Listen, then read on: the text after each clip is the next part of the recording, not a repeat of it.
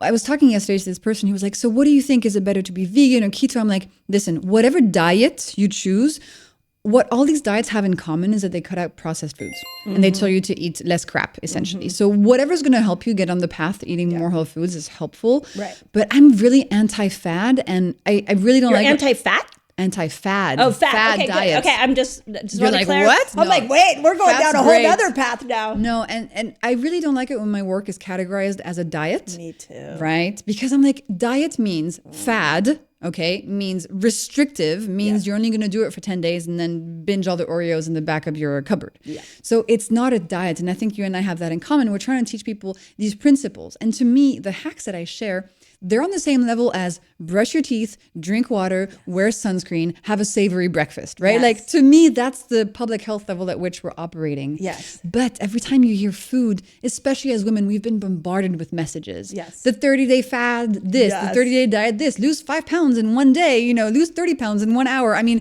the marketing is wild. Yep. So we really need to go against diet culture that is just trying to make money off your back and teach people physiology, how your body works, so you can get agency and freedom back. Yes. Okay, so let's go back, because I have so many thoughts just on that one thing alone. Let's go all the way back to like the day somebody's born. Okay, I have this philosophy in my own head that the day we are born, a human comes out into the world. And when's your birthday? When were you born? October 15th, 1969. Nice. Is that relevant? I just wanted to know your birthday. I love it. I'm a Libra. Libra. I'm a Gemini, June 16th. Oh, so I don't know who's going to show up here. How this is going to go down. But we come out, and everything that we're taught about our health is outside in. So it's, if you're sick, you need a pill. If you're under stress, then we're going to, again, put you on a pill. When you eat for your taste buds. Like, nothing is from the inside out. I love this quote from Alan Watts. He said, the animal eats with its stomach. The man eats with its brain. So we are sort of intellectually trying to decide what to eat, but we're not connected to what our bodies really need. Right. So I love that. And I want to add into that something that I know you're really passionate about, which is our taste buds are now hijacked from chemicals in our food. So the human being born today is in really bad shape because of the food quality mixed with this lack of education on how.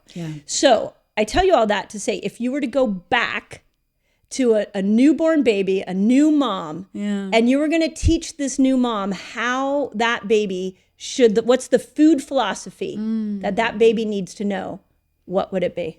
Okay, I would say the first thing that comes to mind, especially relevant for kids and teenagers, is do not have dessert for breakfast. Breakfast is not dessert time. All of the breakfast food that you see today are total man-made inventions that make a lot of money to the food industry. But this breakfast cereal and the fruit juices and the fruit smoothies and the granola, and that is dessert. Yeah, that is dessert, right? Breakfast is a normal meal. So breakfast should be savory.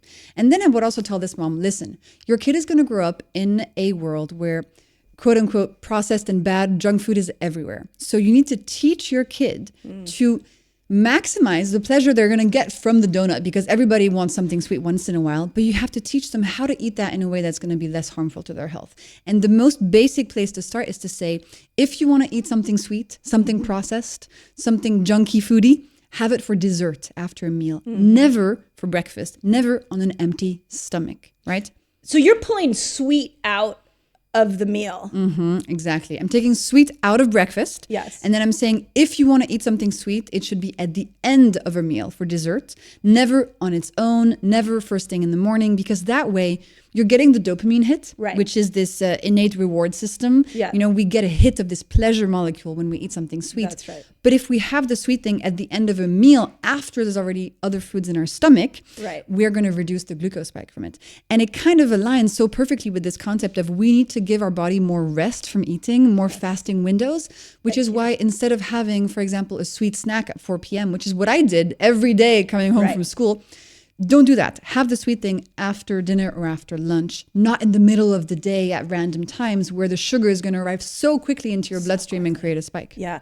So when I was in clinical practice and was sitting down really trying to change people's behaviors around food, breakfast was the hardest behavior to change. I know, girl. Because the two things everybody wanted to eat was have a glass of orange juice and a bowl of cereal. Yeah. And when I would say we're going to take that out, I mean, this is how I stumbled upon fasting. I was like, let's just take breakfast all out. You're like, I can't deal.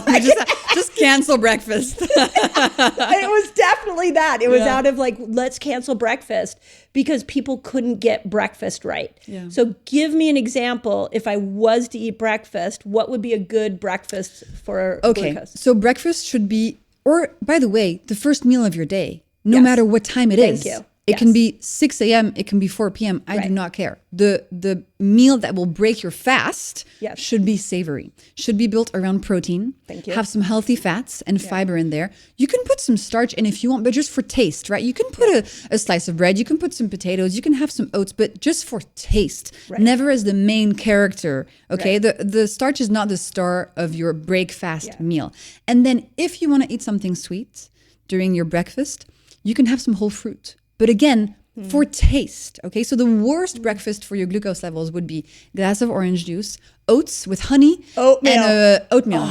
For example. The freaking oatmeal. Yes. Everybody does that. And so, and I think people don't realize that if you change your breakfast to something that keeps your glucose levels steady, you will feel so different. Your mitochondria will make energy more effectively. You're going to be less cravings, less tired throughout the day. You're going to have fewer cravings. It will truly transform who you are as a person. It has that deep of an impact. Agreed. To me, it's, you know, when in the movies somebody walks through the mirror and goes to the parallel universe, it's like you have the sweet breakfast universe where you feel like crap all day, and the savory breakfast universe where you're like, oh my God, my brain is clear. I have energy to do stuff that I want to do. It's that transformative. And that's why in my method, it is the first hack you go after. It's the first thing to change.